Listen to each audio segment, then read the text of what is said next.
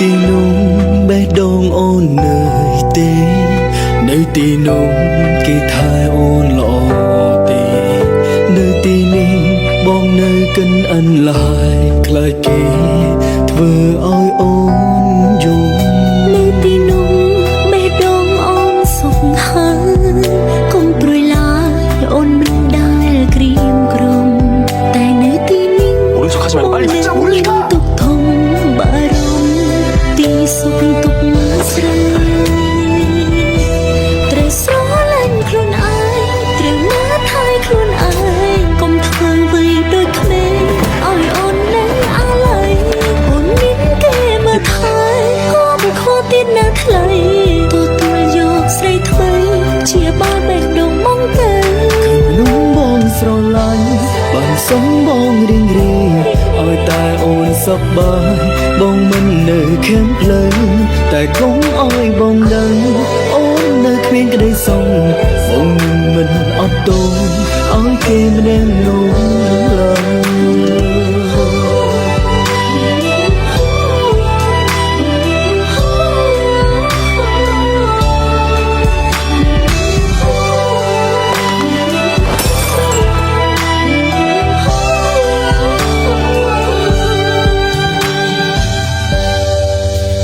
នៅទីនោះបេះដូងអូននៅទេនៅទីនោះគេថែអូនល្អទេនៅទីនេះបងនៅកិនឥតឡាយខ្លាចគេធ្វើឲ្យអូនយំនៅទីនោះបេះដូងអូន 난 절대 포기 안 해.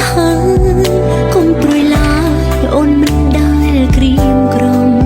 តែនៅទីនេះបងនឹងមានទុកធំបារម្ភពីសុខទុក្ខស្រី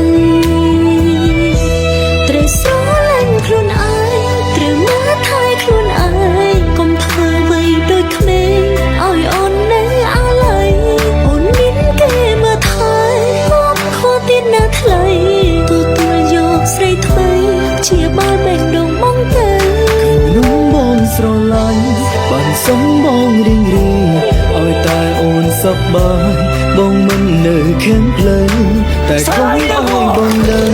អូននៅគ្មានក្តីសុខបងនឹងមិនអត់ទោសឲ្យគេម្នាក់នោះត្រូវស្រឡាញ់ខ្លួនឯងត្រូវមើលថែខ្លួនឯងកុំធ្វើអ្វីដូចក្មេងឲ្យអូននឹងអាឡ័យអូនមានគេមើលថែក៏មិនខកទៀតណាថ្លៃទទួលយកស្រីថ្មីជាបាល់បេះដូងទៅ ខាងនោះបងស្រឡាញ់បានសុំបងរៀងឲ្យតែអូនសប្បាយបានសុំបងខាងផ្លូវតែកុំឲ្យបងដឹងអូននៅមានក្តី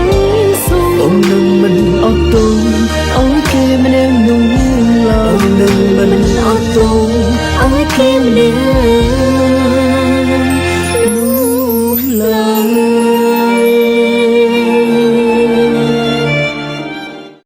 កាលពីចុងភាគទី7ដោយយើងបានដឹងអញ្ចឹងថាដាអូនណាគឺត្រូវបានមនុស្សអធិកកំបាំងម្នាក់ហ្នឹងណាគឺបានចាប់យកមកផ្ទះឈើមួយនេះរួចកាលពីចុងភាគមុនរឿងក៏មិនបានបង្ហាញឲ្យយើងបានឃើញដែរថាម្នាក់ដែលបានចាប់ចម្រិតដាអូនហ្នឹងគឺជាណាគេសំខាន់ដាចូលមកណាគឺមានកាន់ធុងសាំងមួយជាប់ដៃទៀតការបង្ហាញវត្តមានរបស់គាត់ក៏បានធ្វើឲ្យដាអូនហ្នឹងគឺឡើងញាក់សាច់ធើធើមិនមែនត្រឹមតែដាអូនទេសូម្បីតែយើងអ្នកមើលអ្នកសម្រែងនេះក៏ញាក់សាច់ធើធើដូចគ្នាហើយម្នាក់ហ្នឹងគឺជាជេមីនបាននិយាយថាមើលតែឯងដឹងខ្លួនជាងអ្វីដែលបងបានរំពឹងទុកទៅទៀតរួចមកគាត់ក៏បានកាន់ដបសាំងកដងសាំងរបស់គាត់ហ្នឹងគឺយកទៅទុកមួយដុំភាកមុនណាខ្លាចគាត់នៅស្ទើរផងឥឡូវហ្នឹងគឺហត់តែខ្លាំងជាងមុនទៅទៀតដាមកដល់ក៏បានបកស្កុតចេញពីមាត់របស់ដាអូនក៏សួរភ្លាមហេតុអីបានជាបងធ្វើអញ្ចឹងតើបងធ្វើអញ្ចឹងដើម្បីអីខាងនោះក៏បាននិយាយកាត់ថ្ងៃនេះហើយគឺជាថ្ងៃ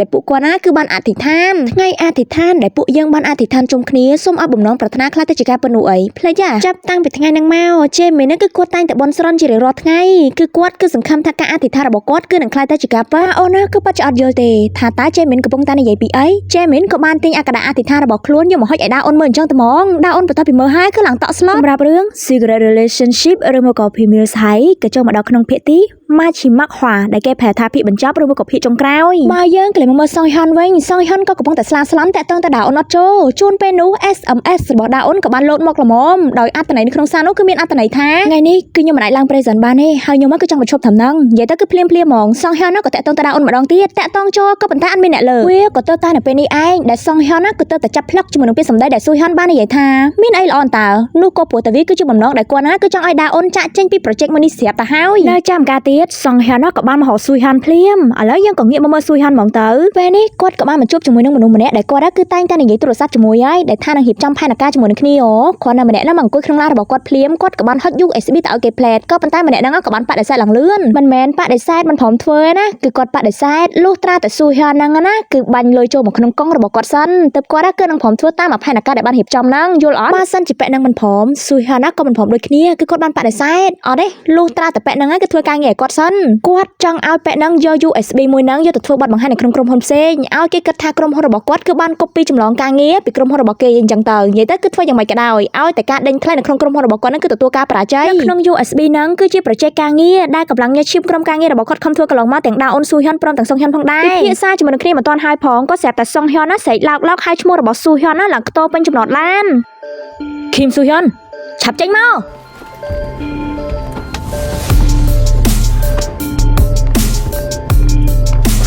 កនេះអញកំពុងតែឈួតមែនតើគេនៅណាស្អីគេខ្ញុំចង់សួរថាតើនៅពេលនេះគឺជំនួយការចុងនៅទីណាតើលោកបានធ្វើអីគេខ្លះលោកបានធ្វើអីគេខ្លះទៅបានជាជំនួយការចុងបាត់ខ្លួនបែបនេះអញកំពុងតែនិយាយស្អីកុំមកធ្វើពើដូចជាមិនដឹងរឿងឆាប់ប្រាប់យើងមកប្រាប់មកតែយើងមិនដឹងទេឥ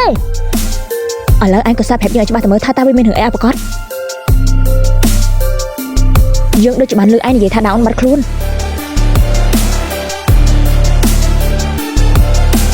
ខ្ញុំបានព្យាយាមអស់ពីសមត្ថភាពហើយគឺខ្ញុំមិនអាចធ្វើបានទេគឺខ្ញុំសូមបញ្ឈប់ធ្វើនេះយើងបានព្យាយាមអស់ពីសមត្ថភាពហើយយើងគឺពិតជាមិនអាចធ្វើបានទេគឺយើងសូមបញ្ឈប់ធ្វើនេះពាក្យសម្ដីរបស់ចេមីនណាគឺតែមួយជាមួយនឹងសាររបស់ដាអូនស៊ុយហ៊ុនណាគឺចាប់បានស្រេច 100% សារហ្នឹងគឺចេមីនគឺជាអ្នកសរសេរឯងក៏សាក់ទៅមើលនៅអស្ចារ្យវិទ្យាល័យថាតើអាចចង្រៃស៊ីនចេមីនមានបានទៅធ្វើការអត់ស៊ីនចេមីនលោកនាយកដឹងមែនថាមានពាក់ព័ន្ធអីជាមួយនឹងស៊ីនចេមីនហ៎ស៊ុយហ៊ុនណាមិនបានឆ្លើយទេពួកគាត់ទាំងពីរនាក់ក៏បានបំបែកផ្លូវរៀងខ្លួនដែលសុងហ៊ុនណាគឺបានធ្វើតាមអ្វីដែលស៊ុយហ៊ុនបានប្រាប់មុនហ្នឹងបើយើងក៏លេចមកមើលដាអូនជាមួយនឹងចេមីនពេលនេះដែរគឺចេមីនក៏កំពុងតែស្ថិតក្រោមសម្លៀកបំពាក់កូនកំឡោះដាអូននឹងកំពុងតែខំព្យាយាមនិយាយបញ្ចុះបញ្ចោចេមីនក៏ប៉ុន្តែមិនថាទោះបីជាដាអូនខំនិយាយបែបពពុះមាត់យ៉ាងណាក៏ដោយក៏ចេមីនណាគឺនៅតែបន្តថតរូបរបស់ខ្លួនធ្វើបង្អើយដាអូនគាត់បាននិយាយការដែលខ្ញុំនិយាយថាគឺខ្ញុំអរគុណបងគ្រប់យ៉ាងគឺខ្ញុំគឺមិនមែនចេះតែនិយាយទេគឺខ្ញុំតែគិតមករហូតថាខ្ញុំគឺនឹងសងគុណបងវិញណាអ្វីដែលបងគឺបានលះបង់វាក៏ចាប់តាំងពីថ្ងៃដំបូងដែលបងបានថតមកសួរខ្ញុំថាតើខ្ញុំធ្វើការគប់វិញ្ញាពិសេសអត់ចាប់តាំងពីថ្ងៃហ្នឹងមកគឺខ្ញុំតែងតែថ្ងៃដែលបងបានជួបឯងដំបូងគឺមិនមែនជាថ្ងៃនោះផ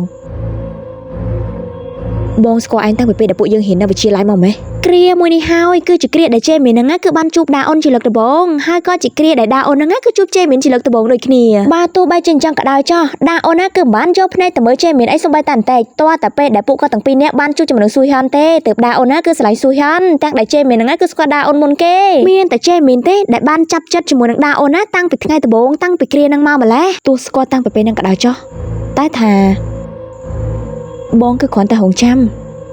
រងចាំថ្ងៃណាមួយដែលឯងហ្នឹងគឺត្រូវការបងពិតប្រាកដបន្ទាប់ពីនោះបងក៏អាចចុះមកនៅក្បែរឯងបន្តិចម្ដងខ້ອຍពីបាននិយាយអ្វីទាំងអស់នោះចប់ចេមីនក៏បានទាញប្រអប់ចិញ្ចៀនដែលខ្លួនបានក្រងទុកសម្រាប់ខ្លួនជាមួយនឹងដាអូនអាការៈរបស់ដាអូនណាគ្នាមិនបានទៅសប្បាយចិត្តជាមួយទេគឺគ្នាឡើងផាត់ភ័យចេមីនណាគឺនៅតែបន្តព្យាយាមទាញដៃរបស់គ្នាគឺដើម្បីសុកចិញ្ចៀនមួយនោះចូលគាត់ក៏បន្ថែមនិយាយដាក់ដាអូនថាពេលនេះដាអូនយល់ហើយមែនអត់ថាគាត់គឺជាមនុស្សដំបូងដែលបានស្គាល់ដាអូនមុនណាគេទាំងអស់ដូច្នេះហើយអ្នកដែលត្រូវបានដាអូនណាក៏ត្រូវតែជាគាត់គឺណាគេក៏គ្មានសិទ្ធិដែរចេមីនណាគឺនៅតែបន្តព្យាយាមសុកចិញ្ចៀនមួយនោះដើម្បីចូលដៃរបស់ដាអូនក៏ប៉ុន្តែដាអូនវិញគឺនៅតែព្យាយាមគឺរឹងតតឹងគឺមិនព្រមពាក់ចិញ្ចៀនមួយនោះឡើយទោះបីជាអញ្ចឹងក៏ដោយពេលនេះហាចេមីនហ្នឹងគឺរកចិត្តដល់កម្រិតកំពូលហើយតែដាអូនណាសោកចិញ្ចៀនអត់តន់ដល់ទេចេមីនហ្នឹងគឺនៅតែទៅយកកាមេរ៉ាហ្នឹងគឺយកមកថតអីណាទាំងដែលដៃហ្នឹងគឺចូលត្រឹមពាក់កណ្ដាលសោះដាអូនណាគ្នាក៏សួរទាំងភ័យហេតុអីបានជាបងថតរូបរហូតអញ្ចឹងចេមីនគ្រាន់តែឆ្លើយថាគឺគាត់គ្រាន់តែចង់ផ្ដិតយករូបភាពស្ដីស្រឡាញ់របស់ពួកគាត់រក្សាទុកនៅកន្លែងណាមួយដែលគ្មានថ្ងៃបាត់អនុស្សាវរីយ៍ស្ដីស្រឡាញ់របស់ពួកគាត់អីអញ្ចឹងទៅអស់ពីថតដៃក៏បានមកផ្ដិតយករូបភាពរបស់ពួកគាត់ទាំងពីរនាក់ម្ដងក៏បានឲ្យដាអូនញញឹមទាំងដែលដាអូនគ្នាកំពុងតែផិតភ័យណាពេលវេលាមួយនេះ គឺជាពេលវេលាដែលពួកគាត់នឹងគឺត្រូវមានសេចក្តីសោកអញ្ចឹងហើយគឺត្រូវតែញញឹម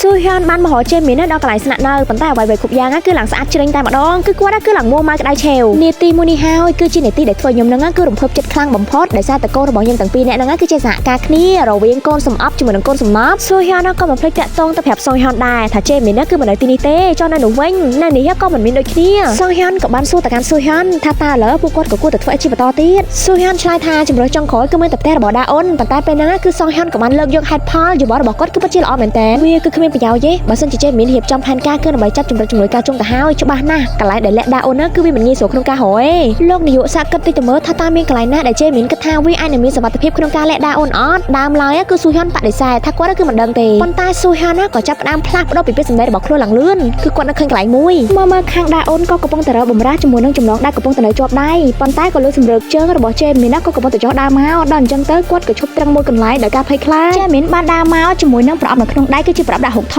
តហើយឃើញថាពេលវេលាល្អអាកាសល្អចឹងទៅហើយដាអ៊ុនក៏បានសួរអំពីចម្ងល់របស់ខ្លួនកន្លងមកព្រមទាំងយើងអ្នកមើលអ្នកសម្រាយផងដែរគឺខ្ញុំនៅតែមិនយល់ខៃបងបានប្រាប់ថាបងក៏ស្រឡាញ់ខ្ញុំដែរចុះហេតុអីបានជានៅពេលនោះពេលដែលខ្ញុំសារភាពទៅកាន់បងបែរជាបដិសេធខ្ញុំទៅវិញអីយ៉ាសួរចំចំណុចអាសាបែរតានេះហើយអេដមីនគឺនឹងសុំពន្យល់តែម្ដងការដែលដាអ៊ុនសារភាពទៅកាន់ជេមីននោះមិនមែនដាអ៊ុនគឺស្រឡាញ់ជេមីនទេគឺគ្រាន់តែដាអ៊ុនហ្នឹងគឺចង់រារាំងមិនឲ្យជេមីនទៅតាក់ទងជាមួយនឹងស៊ូហ៊ុនម្ដងទីតែប្រពន្ធនោះជេមីនដឹងច្បាស់ណាស់ពីដាអ៊ុនថាដាអ៊ុនហ្នឹងគឺមានកំណត់ចង់ធ្វើអីឲ្យប្រកបកន្លងមកគឺដាអ៊ុនគឺមិនដែលមានចិត្តទៅលើជេមីនឡើយមនុស្សដែលដាអ៊ុនចូលចិត្តស្រឡាញ់ពិតប្រាកដគឺជាស៊ូហ៊ុនទៅវិញទេហើយមូលហេតុដែលធ្វើឲ្យដាអ៊ុនសារភាពទៅកាន់ជេមីនមិនមែនគាត់ស្រឡាញ់ជេមីនតែគឺគាត់គ្រាន់តែមិនចង់ឲ្យជេមីនទៅតាក់ទងជាមួយនឹងស៊ូហ៊ុនម្ដងទៀតឃើញការពិភាក្សាមួយដាអ៊ុនបានសុំមិនឲ្យជេមីនទៅតាក់ទងជាមួយនឹងស៊ូហ៊ុនម្ដងទៀតអត់ហើយគាត់ក៏ដឹងច្បាស់ណាស់ថាពីសម្ដីរបស់គាត់គឺមិនអាចយកជាការបានទេហើយគាត់ក៏នៅឃើញវិធីមួយដោយសារតែគាត់ហ្នឹងគឺគិតថាជេមីនក៏ចូលចិត្តគាត់ដែរដាអ៊ុនក៏សម្រេចចិត្តថាប្រើវិធីសាស្ត្រសារភាពស្នេហ៍ទៅកាន់ជេមីនប៉ុន្តែចៃដន្យអីដោយសារតែជេមីនបានដឹងអំពីផែនការរបស់ដាអ៊ុនមុនណោដល់អញ្ចឹងទៅគាត់ក៏បានបដិសេធដែលយើងបានឃើញការប្រជុំភាគ2អញ្ចឹងជេមីនក៏បានឆ្លើយទៅកាន់ដាអ៊ុនវិញមូលហេតុដែលធ្វើឲ្យបងបដិសេធឯងគឺឯងដឹងច្បាស់ជាងណាគេទាំងអស់បងដឹងច្បាស់ណាស់ថានៅពេលដែលឯងសារភាពមកកាន់បងហ្នឹងតើបេះដូងរបស់ឯងកំពុងតែនៅជាមួយណាគេហើយបងក៏ដឹងថាឯងក៏កំពុងតែមានផែនការចង់ធ្វើអីបងគឺធ្វើពុតដូចជាបងហ្នឹងគឺមិនបានដឹងអីទាំងអស់តាមក៏ប៉ុន្តែគឺបងបានដឹងគ្រប់យ៉ាងដាអ៊ុនគ្នាឡើងមីងមាំងពេញហ្នឹងរីឯជេមីនក៏កំពុងតែមើលរូបថតដែលខ្លួនបានថតអំបញ្ញមិញហើយនឹងយកទៅដាក់ក្នុងប្រអប់ដែលខ្លួនគឺនឹងថែរក្សាទុកដាអ៊ុនអត់យល់ទេអញ្ចឹងគាត់ក៏សួរថាតើបងចង់មានន័យថាម៉េចជេមីនអត់ទាន់បញ្យល់ទេប៉ុន្តែបែរជាបែរបកទៅសួរដាអ៊ុនវិញឯងសាកប្រាប់បងទៅមើលថាតើឯងស្រឡាញ់ឃីមស៊ូហ៊ុននោះត្រង់ណាខ្ញុំបញ្យល់ថែមបន្តិចទៀតសូម្បីតែនៅពេលនេះក៏ដោយដាអ៊ុនវិញក៏នៅតែមិនដឹងថាជេមីនស្រឡាញ់គាត់ឬមកក៏ស្រឡាញ់ឃីមស៊ូហ៊ុនដាអ៊ុនគ្រាន់តែឆ្លើយទៅវិញថាការដែលគាត់ចូលចិត្តឃីមស៊ូហ៊ុននោះព្រោះតែគាត់ក៏មិនបានដឹងថាជេមីនក៏ចូលចិត្តស៊ូហ៊ុនដែរអីអញ្ចឹងណាបងមិនដែលចូលចិត្តស៊ូហ៊ុនទេដាអ៊ុនណាការដែលពួកយើងតាក់ទងគ្នាអត់ទេការដែលពួកយើងធ្វើពិតជាតាក់ទងគ្នាវាក៏គ្រាន់តែដើម្បីបានឯងមកគ្រប់គ្រងក្នុងដៃតែប៉ុណ្ណោះធ្វើពុតជាតាក់ទងគ្នាគឺវាពិតដែរតើតើធ្វើបែបហ្នឹងទើបឯងអាចត្រឡប់មកបងវិញ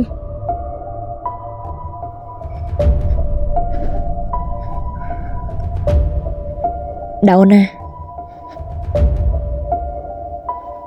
រឿងដែលបងធ្វើការគឺមានតែមួយទេគឺការដែលឯងមិនចាក់ចេញទៅណាចោលបងមិនថាទោះបីជាមានរឿងអីក៏ដោយតែថាឯងគឺតែធ្វើឲ្យបងខកចិត្តគ្រាន់តែមានអីអូសទាញចិត្តតែបន្តិចឯងក៏បណ្ដោយខ្លួនតែតាមវាបានយ៉ាងងាយស្រួលហេតុអីបានចាឯងជាមនុស្សចិត្តងាយយ៉ាងហ្នឹងគ្រាន់តែឯងសម្លឹងមកបងតែម្នាក់បានទេរឿងងាយៗប៉ុណ្ណឹងហេតុអីក៏ធ្វើមិនបានហេតុអីមិនក៏ធ្វើមិនបានហ៎បងបងនឹងអត់អន់ទោសពីទោសកំហុសដែលឯងមើលងាយសេចក្តីស្រែរបស់បងអញ្ចឹងពួកយើងទៅកន្លែងនោះជាមួយគ្នាកន្លែងដែលគ្មានណាគេបំបាយពួកយើងទាំងពីរហើយក៏គ្មានណាគេមកញុះញង់ឯងដែរកន្លែងដែលពួកយើងអាចស្រឡាញ់គ្នាទៅជារៀងរហូតបងឲ្យវាចាប់ធ្វើហ្នឹងខ្ញុំសុំវប៉ុណ្្នឹងបានហើយវាចិត្តចាប់ហើយធំតែបន្តិចណា គ្រាន់តែបាននិយាយចាប់ភ្លាមចេមីនក៏បានដើរសម្ដៅទៅយកអាធុងសាំងដែលខ្លួនបានយកចូលកាលពីដើមរឿងហ៎ហើយដាអូនណាបន្ទាប់ពីបានមើលអាកដាអធិដ្ឋានហ្នឹងហើយគាត់ក៏ដឹងថាចេមីនហ្នឹងគឺក្រុងនឹងធ្វើអីដាអូនណាគ្នាក៏ខំព្យាយាមនិយាយបញ្ចុះបញ្ចោកុំឲ្យចេមីនធ្វើអញ្ចឹងដែរក៏ប៉ុន្តែចេមីនវិញគឺនៅតែបន្តយកធុងសាំងណាយកអាសាំងដែលមាននៅក្នុងដៃហ្នឹងគឺយកមកចាក់ពីពេញផ្ទះហ្នឹងដាអូនណាគ្នាក៏ខំព្យាយាមរើបំរាស់ដែរក៏ប៉ុន្តែប្រហែលជាមិនអាចទៅរួចទេបន្ទាប់ពីចាក់សាំងហ្នឹងអស់ហើយចេមីនក៏បានយកដូចកេះរបស់ខ្លួនណាគឺយកមកអុចនៅចំពោះមុខដាអូនហ្មងនិយាយទៅគឺចង់ដុតដាអូនជាមួយនឹងគាត់ស្លាប់ទៅជាមួយនឹងគ្នាទាំងរស់តែម្ដងទីកន្លែងស្លាប់នឹងឯងគឺជាទីកន្លែងដែលចេមីនបបួលឲ្យដាអូនណាគឺទៅនៅជាមួយគ្នាប៉ុន្តែពិតជាសំណាងរបស់ដាអូនមែនតែនដោយសារតែអ៊ីម្ចាស់ខាងណាអ៊ីម្ចាស់ខាងច្រឡំអ៊ីអ្នកចិត្តខាងគាត់រៀងចម្លែកចិត្តដោយសារតែផ្ទះមួយហ្នឹងគឺត្រូវបានគេទុកចោលអស់រយៈពេលច្រើនឆ្នាំទៅហើយនៅសុកក៏ស្ទើរតែមានឡានចូលមកអីអញ្ចឹងណាគឺគាត់ភ័យខ្លាចថាវាគឺជាចោលអ្នកមីងហ្នឹងក៏នៅតែបន្តនិយាយរៀងយូរដែរហើយគាត់ក៏សម្លឹងចុះសម្លឹងឡើងចេមីនបានឃើញអញ្ចឹងក៏បានដើរទៅបង្ខាំងអាប្រហោងដែលមើលឃើញដាអូននៅខាងក្នុងហ្នឹងណាចំណែកឯដាអូនរបស់យើងនៅខាងក្នុងអានេះវិញក៏កំពុងតែសវេតសវ៉ាតយកអាកបិតនៅលើតុហ្នឹងក៏ដើម្បីមកកាត់ខ្សែដើម្បីរួចចំណងចេញពីមនុស្សរោគចិត្តដូចជាចេមីនអ្នកមីងហ្នឹងគឺពិតជានិយាយច្រើនមែនតែនដែលពិតជាធ្វើឲ្យចេមីនហ្នឹងគឺគាត់រៀងមានអារម្មណ៍ថាធុញដែរហ្នឹងណាហើយគាត់ក៏ចង់ចូលទៅខាងក្នុងប៉ុន្តែអ្នកមីងហ្នឹងក៏បានខ្វាត់ហើយក៏និយាយលេងបន្តទៀតវាក៏បានពន្យាពេលដែលអាចធ្វើឲ្យដាអូនរបស់យើងមានឱកាសក្នុងការកាត់ចំណងទាំងអស់ហ្នឹងឲ្យដែរកាត់ចំណងជើងចំណងដៃហើយភ្លាមក៏បានស្ទុះវឹងទៅរកមាត់ទ្វារដើម្បីបើកទ្វារចាក់ចេញពីទីនេះតែថាមិនថាទោះបីជាចេមីនគឺជាមនុស្សម្នាក់ដែលរោគចិត្តក៏ដោយប៉ុន្តែការងាររបស់គាត់ហ្នឹងគឺពិតជាម៉ត់ចត់ខ្លាំងណាស់វាក៏ហត់តែធ្វើឲ្យយើងហ្នឹងគឺតក់ស្លុតទៀតដោយសារតែចេមីនគឺបានចូលមកតន់សភាពការតែម្ដងកំពុងតែធ្វើអីនឹងដាអូនបន្ទាប់ពីសួរអញ្ចឹងហើយក៏បានលើកអាកបិតដែលដាអូនបានកាត់ចំណងមុនហ្នឹងគឺយកមកកាន់នៅក្នុងដៃមុនហ្នឹងគឺចង់ដុតសម្លាប់ដាអូនទាំងហួរប៉ុន្តែពេលនេះក៏បានបដូរផ្លែនមកចង់ចាក់សម្លាប់វិញដាអូនណាខំព្យាយាមបញ្ចុះបញ្ចោប៉ុន្តែមិនថាទោះបីជាបញ្ចុះបញ្ចោយ៉ាងណាក៏ដោយក៏មិនអាចផ្លាស់ប្ដូរពីចិត្តកំណត់របស់ចេមីនណាកំពុងតែកើតនៅពេលនេះដែរចេមីនណាគឺនៅតែលងលងដាអូនពិភពមួយនេះគឺមិនមែនជាពិភពដែលពួកគាត់អាចរស់នៅជាមួយនឹងគ្នាបានទេអញ្ចឹងហើយក៏គួរតែទៅពិភពនោះជាមួយនឹងគ្នាទៅណានិយាយទៅគឺនៅតែលងលងដាអូនអញ្ចឹងរហូតណាទោះបីជាខ្លួនខ្លាចគេញាក់ញ័រប៉ុណ្ណាក៏ដោយក៏ប៉ុន្តែដាអូនវិញគឺនៅតែបដិសេធដាច់អហង្ការចេមីនវិញគឺនៅតែបន្តដើរសន្សំទាំងដៃរបស់ខ្លួននៅកាន់ក្បិតយ៉ាងស្រាវមែនតែនរៀបនឹងបង្ហាញជីវិតរបស់ដាអូនទៅហើយអតីតក្រាស់របស់ដាអូនដែលដាអូនឆ្លាញ់ស្ទើលេបហ្នឹងក៏បានមកជួយឬមកក៏បង្ហាញខ្លួនតាន់ពេលវេលាល្មមចូលមកដល់ដំណាក់កាលនេះទៅហើយចេមីនក៏មិនខ្ជិលគិតខ្វល់អីទៀតដែរចាប់ដាអូនយកមកធ្វើជាចំណាត់ខ្មាំងហើយថែមទាំងនិយាយទៀតថាសូម្បីតែនាទីចុងក្រោយសម្រាប់ពួកគាត់ទាំងពីរនាក់ក៏ស៊ូហ៊ានហ្នឹងគឺនៅតែចូលមកឈិតឆៃទៀតស៊ូហ៊ានណាក៏មិនបានតបតអីដែរគ្នាក៏ខំព្យាយាមសម្របសម្រួលប៉ុន្តែអ្វីៗគ្រប់យ៉ាងណាគឺចេមីនស្ដាប់លេងចូលទៅទៀតហើយអ្នកដែលស្គាល់ដាអូនមុនគឺជាយើងមិនមែនជាឯងឬមកក៏ចាក់ចង្រៃនោះឡើយមានរឿងអីដែលយើងនឹងគឺត្រូវចាញ់ពួកឯងយើងគឺមិនចាញ់ពួកឯងជាដាច់ខាតអ្នកដែលត្រូវទទួលបានដាអូនគឺជាយើងយល់នៅឃើញថាខ្លួនមានអាការល្អដាអូនក៏បានព្យាយាមកលាស់ខ្លួនចេញពីដៃរបស់ចេមីនដើម្បីចូលទៅកាន់រង្វង់ដៃរបស់ស៊ូហ៊ានប៉ុន្តែភ្លាមនោះក៏ស្រាប់តែស៊ូហ៊ានហ្នឹងណាគឺឈានជើងថយក្រោយវាក៏នៅក្នុងពេលតែមួយដែលមានដៃមនុស្សម្នាក់ទៀតហ្នឹងគឺបានកវែងដាអូនចេញទៅយ៉ាងលឿនហើយក្បិតនោះមកគៀកខ្លួនទៅហើយចង់កិច្ចក៏កិច្ចមិនផុតដែរដូច្នេះហើយយើងក៏ស្រាប់តែលឺសំឡេងជ្រួចដៃរបស់មនុស្សម្នាក់ហ្នឹងគឺជាដៃរបស់សុងហ៊ានហើយសុងហ៊ាននេះឯងគឺជាអ្នកដែលព្រមទទួលក្បិតចំនួនដាអូនណាគ្នាឡើងស្លាងកាំងពេលដែលបានឃើញមនុស្សជាទីស្រឡាញ់របស់ខ្លួនត្រូវគេចាក់នៅចំពោះមុខរីឯស៊ូហ៊ានវិញក៏រន្ធត់មិនស្ទើរដែរមិននឹកស្មានថាមិត្តដែលខ្លួនតែងតែរាប់អានកន្លងមកបែរជាហ៊ានលើកដៃចាក់សម្លាប់អ្នកដទៃពេលហ្នឹងអ្នកដែលគួរអាណិតជាងគេហ្នឹងគឺជាសុងហ៊ានតែម្ដងគ្នាអត់បានដឹងខ្យល់អីសោះប៉ុន្តែបែរជាមកពាក់ព័ន្ធជាមួយនឹងរឿងរបស់អ្នកទាំងបីទៅវិញចេមីនវិញគឺឡើងលាន់ស៊ីប៉ាល់ចេញពីមាត់តែម្ដងណាចង្រៃវាយោសកម្មភាពដ៏គួរឲ្យខ្លាចរបស់ចេមីនក៏ត្រូវបានឃ្លាំមើលដោយស៊ូហ៊ានកាន់ក្បិតហ្នឹងគឺបំរុងចូលទៅចាក់បង្ហាញជីវិតរបស់ដាអូនថែមទៀតឃើញថាមិនស្រួលស៊ូហ៊ានក៏បានទាត់ចេមីនមកជើងហ្នឹងគឺបានឲ្យចេមីនហ្នឹងគឺតង្កិចក្បាលជាមួយនឹងកម្មចដាផ្ទះក៏បានធ្វើឲ្យចេមីនហ្នឹងគឺស្លាប់ឡើងឆឹងហើយស្លាប់ឡើងភ័យហ្មងណាខ្លាំងតាំងពីណាពីណីមកប៉ុន្តែបែរជាស្លាប់នៅពេលដែលគេទាត់តង្កិចក្បាលជាមួយនឹងកម្មចដាទៅវិញនៅទីនោះបេះដូងអូនអត់ទេមិនពិតទេគេថែអូនខ្ញុំសុំទោសខ្ញុំគួរតែមកលឿនជាងនេះខ្ញុំគ្មានអ្វីឲ្យអ្នកណាម្ល៉េះបងដើម្បីខ្ញុំឡើយដើម្បីជួយខ្ញុំចាំបាច់ធ្វើបែបនេះធ្វើអីអ្វីដែលសំខាន់សម្រាប់ខ្ញុំគឺដាអូនមានសុវត្ថិភាពសុំយ៉ាងណាសុំយ៉ាងណាសុំយ៉ាងណា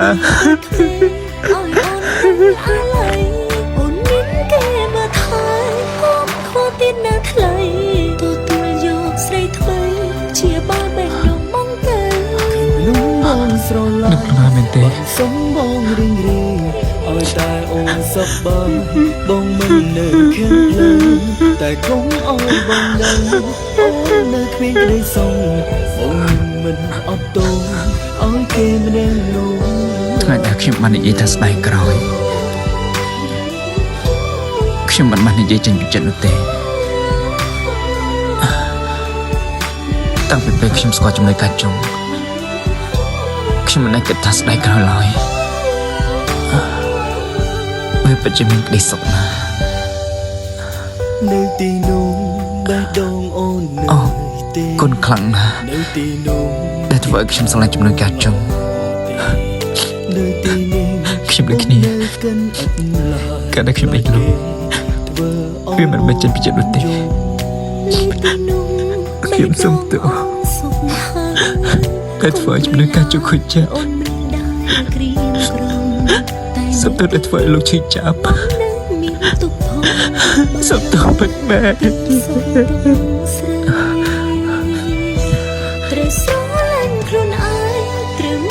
ិចទៀតនឹងត្រូវអាកាត់ខ្ញុំមិនដឹងណាទេតើទៅលោកអាកាត់រួចឆាប់ឡើងចិត្តដល់ពេលធ្វើបបបង្ហាញហើយសុខចិត្តណាស់ខ្ញុំសុំបង នោះបង បើចង់ធ្វើដើម្បីខ្ញុំ សុំបងរៀងរៀង សុំទៅធ្វើបបបង្ហាញទៅណា សប្បាយបងមិននៅខាងលើតែកុំអោយបងដឹងអូននៅគ្មានក្តីសុខបងមិនអត់ទោសអោយគេមិនដឹង សង្ហ៊ានគឺត្រូវបានគេបញ្ជូនទៅមន្ទីរពេទ្យហើយចំណែកឯស៊ីនចេមីនដែលជាជនបង្កនៅវិញក៏ត្រូវបានប៉ូលីសចាប់ឃាត់ខ្លួនមកប៉ុស្តិ៍ប៉ូលីសដូចគ្នាខណៈពេលនោះអត់ដឹងថាស៊ូហ៊ានហ្នឹងគឺមកចាំតាំងការទេបានកញ្ឆក់ចេមីនហ្នឹងគឺចេញពីដៃរបស់ប៉ូលីសចង់ប៉ូលីសខាងក្រៅហ្នឹងស្រែកបាយបំពង់កទៀតក៏ស៊ូហ៊ានមិនបលែងដែរក៏ព្រោះតែពេលនេះគឺស៊ូហ៊ានហ្នឹងគឺខឹងឡើងញ័រសាច់ទៅហើយស៊ូហ៊ានណាបានស្រែកខ្លាំងនេះឯងចង់សម្លាប់ដាក់អូនតែឯងអាចធ្វើអញ្ចឹងដាក់អូនមិនយ៉ាងម៉េចគ្នាខំស្រែកទាំងញ័រសាច់ណាចំណែកឯចេមីនវិញបានឆ្លើយយ៉ាងអើយថាយើងមិនបានចង់សម្លាប់គេគឺយើងចង់ស្លាប់ទៅជាមួយនឹងគេទៅវិញទេសម្រាប់ដាក់អូនជីវិតរបស់យើងគឺយើងតែលះបង់ឲ្យដាក់អូនជានិច្ចហើយវាគឺជាវិធីតែម្យ៉ាងដែលអាចឲ្យយើងនឹងគឺបង្ហាញក្តីស្រឡាញ់របស់យើងចំពោះគេគាត់ថែមទាំងសួរបកផ្ដឺទៅកាន់ស៊ូហ៊ានទៀតថាចុះស៊ូហ៊ានធ្វើអីបានខ្លះហើយរបៀបបង្ហាញក្តីស្រឡាញ់របស់ខ្លួនចំពោះគេអូនេះកុំប្រាប់យើងថាឯងនៅមិនទាន់ចោលទម្លាប់ចាស់របស់ឯងដែលឈរធំមុខភ្លើដូចជាមនុស្សល្ងងរារាំងយើងក៏មិនបានការពារដាក់អូនក៏មិនកើតគ្រាន់តែប៉ុណ្្នឹងក៏ឯងធ្វើមិនបានផងយើងក៏កោតថាឯងចេះនិយាយពាក្យថាស្រឡាញ់គេចេញមករួចនឹងមែនគឺជាការស្រឡាញ់និយាយមែនបើសិនជាក្នុងកំឡុងពេលហ្នឹងប៉ូលីសចូលមកឃាត់អត់ទាន់ណាច្បាស់ជាស៊ូហ៊ានហ្នឹងគឺវាយចេមីនរហូតទៅដេកនៅក្នុងមន្ទីរពេទ្យសង្គ្រោះបន្ទាន់ហ្នឹងមើលទៅចេមីនហ្នឹងក៏មិនណយដែររៀងខ្លាំងដៃដែរហ្នឹងណាថែមទាំងនិយាយទៀតថាឯងក៏គួរតែអរគុណយើងទៅបើសិនជាគ្មានអសកម្មភាពរបស់យើងនៅមុនហ្នឹងទេឯងច្បាស់ជាគ្មានថ្ងៃដឹងទេថាដែលបានជាយើងហ្នឹងគឺបបួលឯងមកចុះកិច្ចសន្យាអញ្ចឹងជាមួយគ្នានោះក៏ប្រហែលជាឯងហ្នឹងគឺនឹងខ្លាចទៅជាមនុស្សល្ងងឬមកក៏ជាមនុស្សល្ងីល្ងើអស់មួយជីវិតអាមនុស្សល្ងីល្ងើនិយាយទៅគឺពេលហ្នឹងគឺពិតជាធ្វើឲ្យស៊ូហ៊ានហ្នឹងគឺខឹងស៊ូហ៊ានណាគ្នាខឹងឡើងចង់ដាច់សរសៃឈាមចំណែកឯចេមីនឈួតហើយហ្នឹងគឺត្រូវជាប់គុកទៀតមិនមែនឈួតហើយចូលមន្ទីរពេទ្យឈួតនេះហើយគឺជាទីបញ្ចប់របស់ចេមីនជាប់ពីបទប៉ុនប៉ងមនុស្សឃាតហើយស៊ីនមុនហ្នឹងគឺខ្ញុំពិតជាអាណិតស៊ូហ៊ានខ្លាំងមែនតើអាណិតណាស៊ូហ៊ានគ្នាស្រែកឡើងចង់បែកក្លាយើងចេញពីបញ្ហាដែលគួរឲ្យស្មុគស្មាញហើយនឹងតបប្រមាល់ទាំងអស់ហ្នឹងយើងក៏កលេចមកមើលខាងដាដាអូនហ្នឹងគឺនឹងត្រូវឡើង present ដល់មកដាដាអូនជាមួយនឹងសុងហ៊ានត្រូវឡើង present ទៅហើយប៉ុន្តែបាត់វត្តមានរបស់អ្នកទាំងពីរដោយដែលដឹងអញ្ចឹងថាសុងហ៊ានហ្នឹងគឺត្រូវដេកនៅមន្ទីរពេទ្យនៅចំពេលជាមួយនឹងគ្នាដាអូនហ្នឹងគឺបានមកតន់ពេលវេលាល្មមដាអូនណាច្បាស់ជាមកហើយដោយសារតែវាគឺជាការសុំរបស់សុងហ៊ានធ្វើយ៉ាងម៉េចក៏ដោយដាអូនហ្នឹងគឺត្រូវតែឡើង present ឲ្យតន់ពេលវេលាជីវិតរបស់ដាអូនព្រមទាំងសុងហ៊ានគឺពឹងផ្អែកទៅលើការងារមួយហ្នឹងហើយជាពិសេសហ្នឹងគឺដាអូនហ្នឹងតែម្ដងអញ្ចឹងហើយតើបានជាសុងហ៊ានហ្នឹងគឺចង់ឲ្យដាអូនហ្នឹងគឺបោះបង់ការ present មួយហ្នឹងដោយសារតែគាត់ទេកំឡុងពេលដែលដាអូនឈានជើងឡើង present ក៏បានចងចាំរាល់ពាក្យសម្ដីដែលសុងហ៊ានបានផ្ដាំមកកាន់ខ្លួនគេបានប្រាប់វិញតាថាដាអូននេះឯងគឺជាមនុស្សដែលអាចធ្វើឲ្យសុងហ៊ានហ្នឹងគឺមានក្តីសម័យដូច្នេះហើយសូមកុំចោះចាញ់អីសោះបើទោះបីជាវាមានឧបសគ្គយ៉ាងណាក៏ដោយសូមតស៊ូរហូតដល់ដង្ហើមចុងក្រោយចាត់ទុកថាធ្វើដើម្បីគាត់ទៅណាហ្នឹងហើយគឺជាពាក្យបណ្ដាំចុងក្រោយរបស់សុងហ៊ានដែលផ្ដាំមកកាន់ដាអូនបើទោះបីជានៅពេលនេះខ្លួនក៏កំពុងតែភ័យក៏ដោយដាអូនហ្នឹងគឺនៅតែចងចាំទៅកាន់សុងហ៊ានហើយដៃគ្នានៅប្រឡាក់ឈាមទៀតណា 안녕하십니까. 알비건설 전략기획본부 정다운입니다. បញ្ចប់ពីការធ្វើ present ភ្លាមដាអូនក៏បញ្ញាប់ចេញមកយ៉ាងលឿនច្បាស់ណាស់គឺច្បាស់ជាបញ្ញាប់ទៅរកសុងហ៊ាននឹងឯងក៏ប៉ុន្តែពេលហ្នឹងគាត់ក៏បានជួបជាមួយនឹងស៊ូហ៊ានមកលើកនេះគឺស៊ូហ៊ានណារៀងរងាប់ចិត្តបានច្រើនគឺគាត់បានយក USB ដែលគាត់បំរុងនឹងយកទៅឲ្យអ្នកផ្សេងហ្នឹងគឺយកមកឲ្យដាអូនដែលជាម្ចាស់ដើមវិញយើងគឺមានបំណងចង់បកគលវាយកទៅឲ្យអ្នកផ្សេងដោយសារតែយើងគឺចង់ឲ្យការ present មួយហ្នឹងទទួលការបរាជ័យគឺយើងមិនចង់ឲ្យឯងទៅសារខែក្រៅប្រទេសហ្នឹងណាចង់ប្រាប់គ្នាយើងថាអ្វីដែលជេមានបាននិយាយទៅកាន់ស៊ូហ៊ានក៏ធ្វើឲ្យស៊ូហ៊ានពេលនេះគឺភ្ញាក់ខ្លួនហើយគឺយើងនឹងបញ្ឈប់រឿងទាំងអស់បើទោះបីជាវារៀងយឺនតិចក៏ដោយ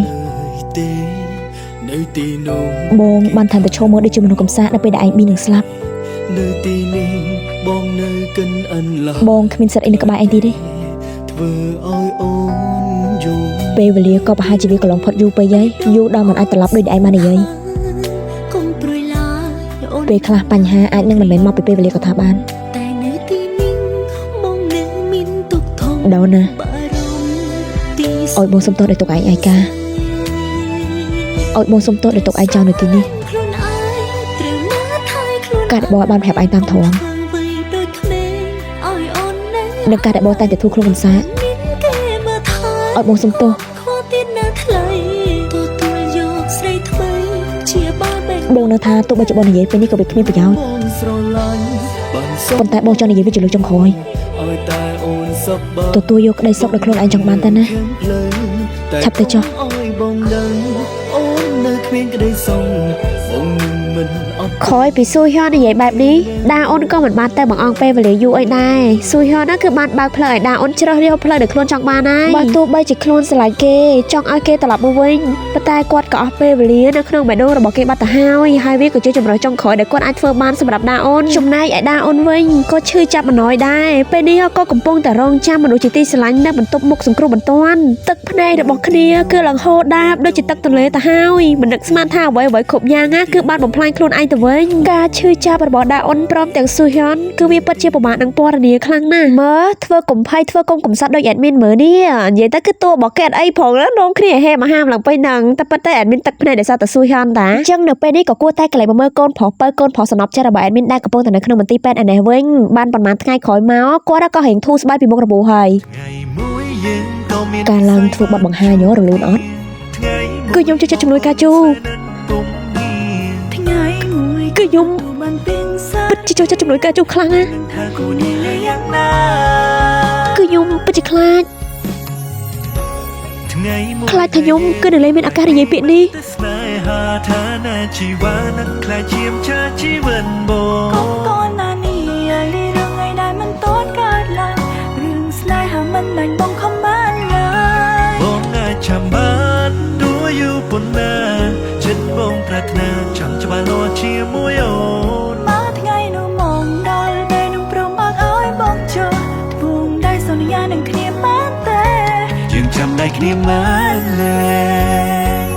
ខ្ញុំក៏ចូលចិត្តជាមួយការជុំដែរ ចាប់អោបង ហើយក៏ថែមទាំងចូលចិត្តខ្លាំងទៀតផង នោះមែនបងតាមមកគ្រប់បែបយ៉ាង កុំតន់នេះឲ្យរឿងដែលមិនតន់កើតឡើងរឿងស្នេហាមិនអាចបងខំបានឡើយ បងអាចចាំបាន ក្រោយពីបញ្ចប់ភាពផ្អែមល្ហែមជាមួយនឹងគ្នាការប្រយុទ្ធមិញមកដាអូនក៏មកអង្គុយបញ្ចុកបបរឲ្យសងហ៊ុនក៏ធ្វើមុខភ្ញាក់ផ្អើលណាដាអូនក៏សួរតកើតអីគេក៏បញ្ជាក់ថាមកពីដាអូនណាគឺបញ្ចុកគេនឹងឯងវាក៏ធ្វើអាហារហ្នឹងគឺកាន់តែឆ្ងាញ់គូស្នេហ៍គេទាំងពីរទៅមិនបានផ្អែមល្ហែមជាមួយនឹងគ្នាផងលេខស្រាប់តែលឺសំឡេងក្រុមការងារទាំងអស់គ្នាហ្នឹងគឺបាននាំគ្នាចូលមកតែនម្នាក់ក៏ព្រួយបារម្ភពីសងហ៊ុនហើយសងហ៊ុនក៏ប្រាប់ទៅថាដូចតែបានឃើញអញ្ចឹងថាគាត់សុខសប្បាយជាទេបងស្រីម្នាក់នេះក៏បំរុងនឹងទៅជំនួយការចុងហេតុអីហើយគាត់ក៏ប្រាប់ទៅថាគេមកគ្រប់គ្នាអស់ហើយនៅឡើយតែជំនួយការចុងបើសិនជាមកទីហៅតែល្អប៉ុន្តែអ្នកខាងនោះគេក៏ធ្វើជានិយាយថាអត់អីទេអ្នកទាំងអស់គ្នាមកមើលគេតែប៉ុណ្ណឹងបានហើយគឺមិនបាច់ចាំរំខានដល់ជំនួយការចុងទេគេលោកគាត់រវល់ខណៈពេលនោះក៏មានក្រុមការងារប្រុសម្នាក់បានចាប់អារម្មណ៍ទៅនឹងភួយរបស់សងហ៊ុនមិនដូចជាប៉ោងខ្លាំងម៉េះតែមានអីនៅក្នុងហ្នឹងក៏ដោយសារតែការចិត្តសង្ស័យក្រុមការងារម្នាក់ទៀតក៏បានតបើកភួយនឹងមើលណាប៉ុន្តែជាក់ស្ដែងទៅគឺជាខ្នាយសោះអូយមិនស្មានតែដាអូនលាក់ខ្លួននៅនឹងតាមិញសងហ៊ុនក៏បង្វាយដានថាចង់ញ៉ាំអីអត់ចាំគាត់គឺជាអ្នកភេអេមកចាំងើបមកមិនខ្លាចថាអូនតូចគេនឹងងើបដែរមែនក៏ព្រោះតែវាគឺជាពឹកព្រលឹមមកហួយក៏ប្រញាប់ដេញឲ្យរីមច្បងទាំងអស់គ្នាណាគឺនាំគ្នាចេញទៅមុនទៅចាំគាត់ញ៉ាំថ្នាំហើយគឺគាត់នឹងដើរទៅតាមក្រោយម្នាក់ឡើងឆ្ងល់ពីអាកប្បកិរិយារបស់សងហ៊ុនណែតាមពិតទៅគឺដាអូននេះសសំខាន់ពេលចេញមកអឺតកហ្នឹងឯងគឺធ្វើមកឡើងខ្ជូតអូយមិញហ្នឹងគឺខំតែភ័យឡើងព្រលឹងចង់សក់អស់លេងក្រុមការងារក៏បាននាំគ្នាប្រាប់អំពីដំណឹងឲ្យសងហ៊ុនហ្នឹងគឺបានដឹងថាការដេញថ្លៃរីសតណែឌូបៃហ្នឹងមើលទៅភាគរយច្រើនដែលពួកយើងអាចនឹងឈ្នះលំបាកដល់សងហ៊ុនហើយសងហ៊ុនណាគ្នាក៏ឆ្លើយញឹមថាអត់មានពិបាកអីផងហ្នឹងគ្រាន់តែត្រូវគេចាក់មកកបិតហ្នឹងហើយពេលដែលនិយាយចោះនិយាយឡើងមានអាក៏ទៅតែនឹកឃើញអញ្ចឹងបានន័យថាជំនួយការចុងគឺនឹងត្រូវទៅសារខាក្រៅប្រទេសហើយចឹងសងហ៊ុនបានលឺអញ្ចឹងចេញពីក្រុមការងារហើយគាត់ក៏តម្លាក់ទឹកមុខចុះភ្លាមចំណែកឯដាអូនវិញក៏ត្រូវបាន manager ប្រាប់ដូចគ្នាដោយ manager បានប្រាប់មកកាន់ដាអូនឲ្យដាអូនហ្នឹងគឺត្រៀមខ្លួនហើយទៅដោយសារតែដាអូនគឺនឹងត្រូវផ្លាស់ទៅណាសារខាក្រៅប្រទេសវិញហ៎បើសិនជាពេលមុនវិញប្រហែលជាដាអូនព្រមភ្លាមប៉ុន្តែពេលនេះគាត់ក៏សុំពេលពី manager សុំពេលគិតសិនសងហ៊ុនដឹងច្បាស់ណាស់ថាដាអូនកំពុងតែពិបាកចិត្តអញ្ចឹងហើយគាត់ក៏បានចូលមកលងដាអូនតិចសិនដោយសារតែដាអូនមើលទៅដូចជាកំពុងតែរារែកហ៎ដោយជាដំបូងសងហ៊ុនបាននិយាយថា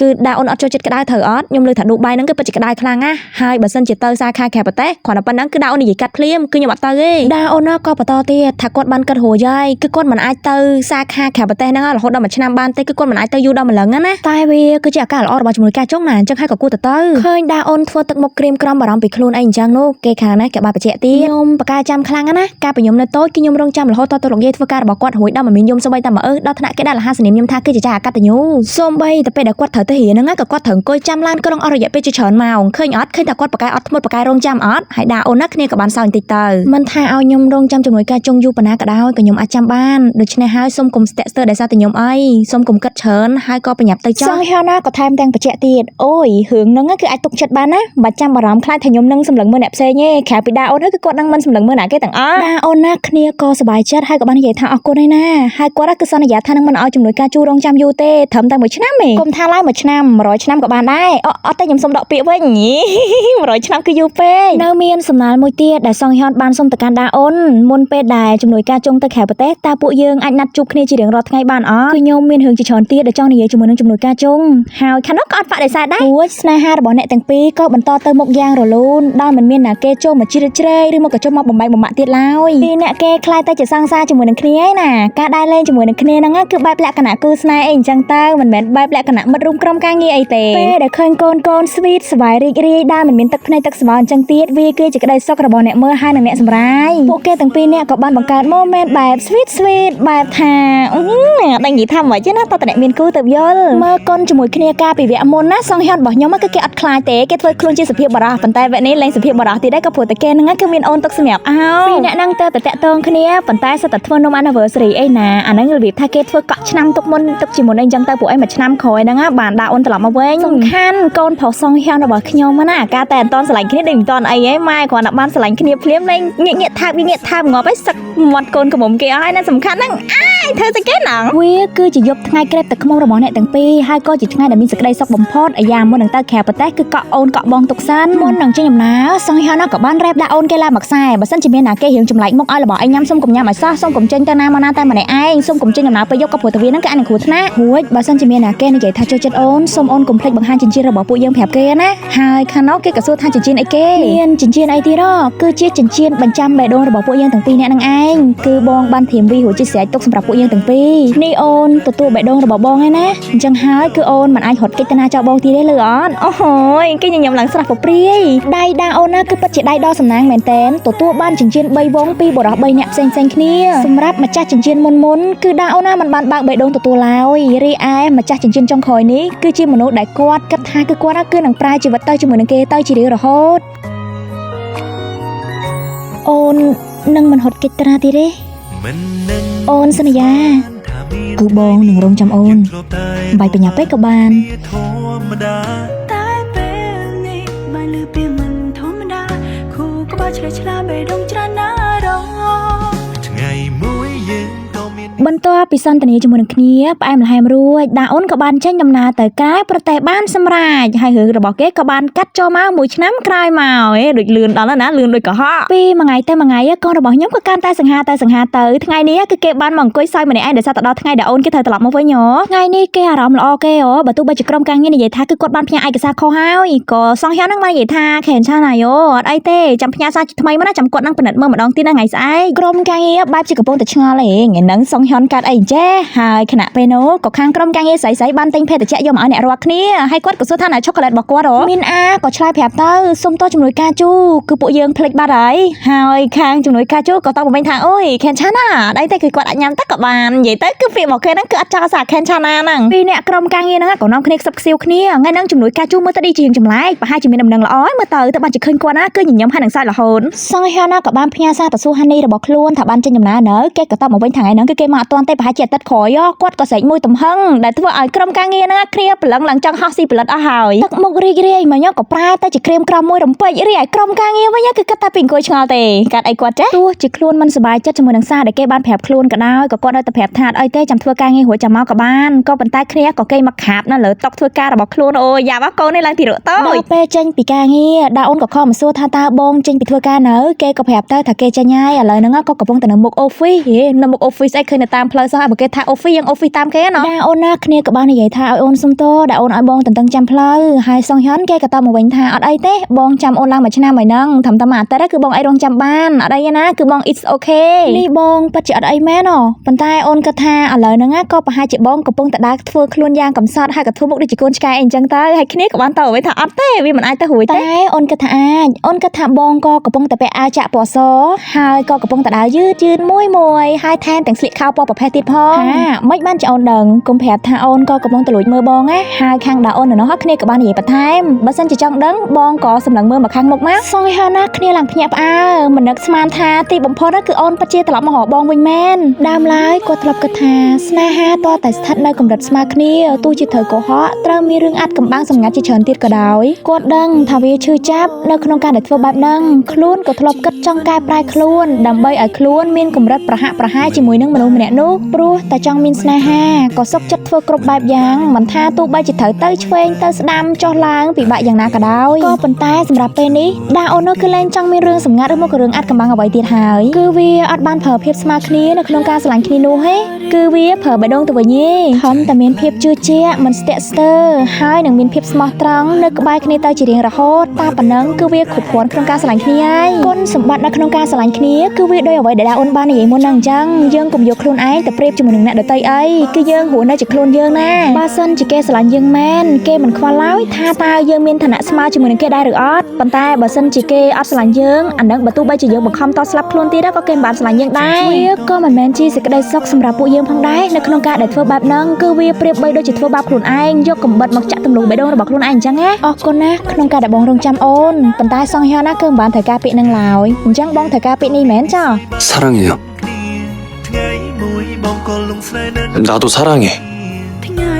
ទីបំផុតដាអូនគឺរកឃើញមនុស្សដែលគាត់អាចនិយាយពាក្យថាសារ៉ាងហេបានហើយគឺគាត់លែងប្រើពាក្យថាជ្រោះអាហេទៀតហើយណាដោយសារតែដាអូនតែងតែរក្សាពាក្យថាខ្ញុំស្រឡាញ់អ្នកខ្ញុំចូលចិត្តអ្នកដោយសារតែពាក្យនេះដែលគាត់ហ្នឹងគឺមិនអាចនិយាយចេញពីចិត្តរបស់គាត់បានទើបគាត់គឺត្រូវខកបំណងនៅស្នេហ៍គ្រាដំបូងរបស់គាត់ទោះបីជាបងមិនមែនជាស្នេហ៍គ្រាដំបូងរបស់អូនក៏ដោយទោះបីជាបងគឺជាអ្នកចុងក្រោយប៉ុន្តែអ្នកចុងក្រោយនេះគឺជាអ្នកដែលស្អប់បេះដូងរបស់អូនហើយក៏ជាមនុស្សដែលអូនស្រឡាញ់ជារៀងរហូតទៅរឿង Secret Relationship ក៏ចាប់ត្រឹមតែប៉ុណ្ណឹងចាប់ដោយបរិបូរប៉ុន្តែមុននឹងចាប់ដោយបរិបូរយើងក៏ទស្សនាការពី12ឆ្នាំមុនគ្នាយើងនៅចាំការពី12ឆ្នាំមុនអត់ដោយសារតែដាអូនណាគឺគាត់ធ្វើការលើសពីកម្លាំងដោយសារតែគាត់ត្រូវរៀនផងធ្វើការ part time ផងព្រោះតែកម្លាំងគឺវាមិនអាចទ្រាំទ្ររួចអញ្ចឹងហើយដាអូនណាក៏បានដួលនៅក្រោមដីហើយខណៈពេលនោះក៏ស្រាប់តែមានក្មេងប្រុសម្នាក់ហ្នឹងគឺបានមកដាអូនណាក៏បានលើសំឡេងក្មេងប្រុសម្នាក់នោះខ្សាលដែលគេបាននិយាយថាអត់ទ្រាំបន្តិចទេណាពេលនេះគឺគេក៏កំពុងតែហៅឡានពេទ្យសង្គ្រោះបន្ទាន់ហើយដាអូនបានសម្លឹងទៅមើលផ្លាកឈ្មោះរបស់គេហើយថែមទាំងនិយាយថាអរគុណផ្លាកឈ្មោះអាវរបស់ក្មេងប្រុសម្នាក់ហ្នឹងគឺមានឈ្មោះថាឈូសងហ៊ុន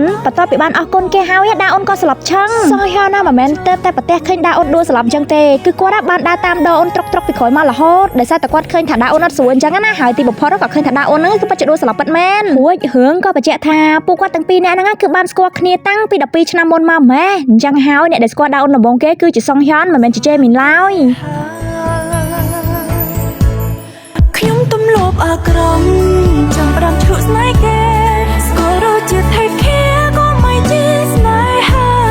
ស្មានថាគូពិសេសតែមិនមែនឯណារត់ក្នុងកាយវិការគ្រាន់ជាទំលាប់ល្អគេខ្ញុំទំលាប់មិនល្អពេលណាក៏នឹងកិនទូអ្នកផ្សេងនៅជិនក៏ព្